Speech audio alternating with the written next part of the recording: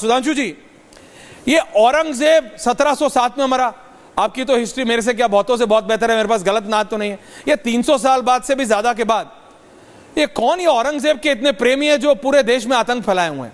और ये modus operandi Sudhanshu जी, नू हरियाणा आपको याद है, लोग पूजा करने गए थे, नक्सल टाइप अटैक, गोरिल्ला अटैक पहाड़ों से हुआ था।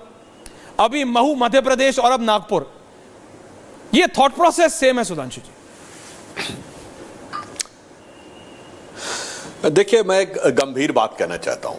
ये प्रोफेसर जुनैद हारिस साहब बैठे हुए हैं, इन्होंने बहुत अच्छा अध्ययन कर रखा है, ये काफी वेल रेड आदमी है। मगर जुनैद हारिस साहब को अभी मैं सुन रहा था ज्वाइन करने से पहले, जब तक आपका कनेक्ट हो रहा था कोई टेक्निकल इशू की वजह से, तो इन्होंने कहा कि ताजमहल पे बुलडोजर चला देंगे।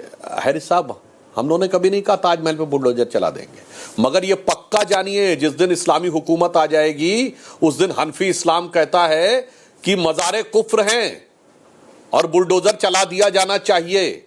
और ये मैं हवा में नहीं बोल रहा हूं, इसी हिंदुस्तान में एक मजार तबाह की गई है, चरारे शरीफ याद है सर आपको, 90 के दशक में क्यों जला दी गई थी? उस कश्मीर में जिसको सूफीज्म का सबसे बड़ा सेंटर माना जाता था, क्योंकि एक पर्टिकुलर सेक्ट ऑफ इस्लाम के हिसाब से वो मजार का एग्जिस्टेंस एंटी इस्लामिक है।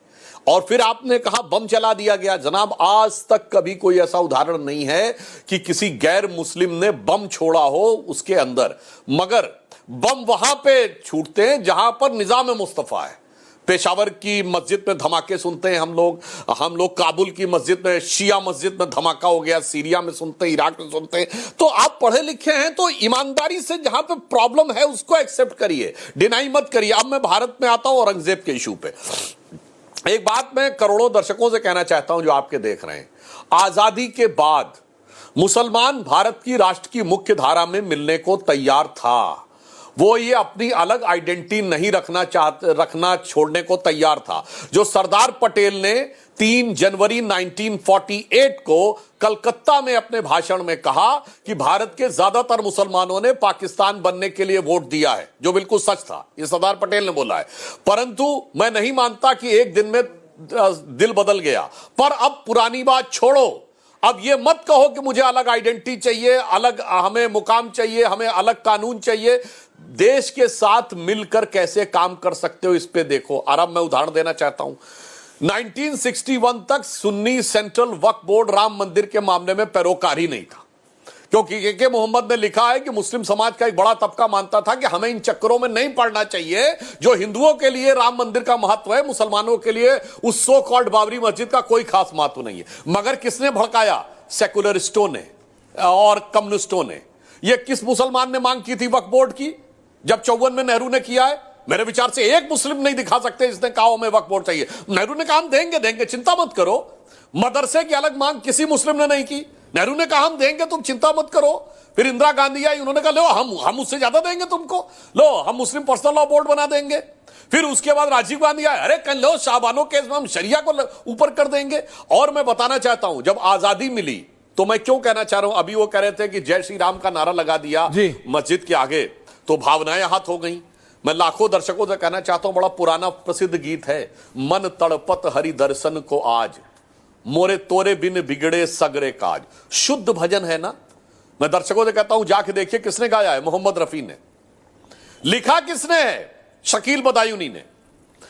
और किसने इस पे संगीत दिया है? नौशाद अली। जनाब, वहां तो कोई समस्या नहीं थी। फिर यह समस्या कब हुई है? यह जब से देश सेकुलर बना है, 1976 42वां संविधान संशोधन।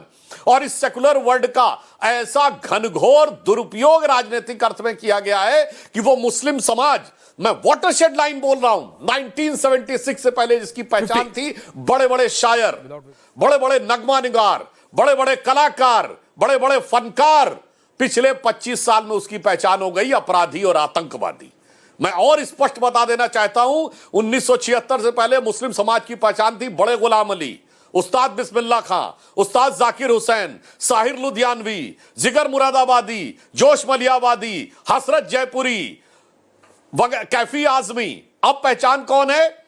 याकूब मेनन, इशरत जहां, जाकिर नायक, अबू सलेम, छोटा शकील, मुख्तार अंसारी, अतीक अहमद।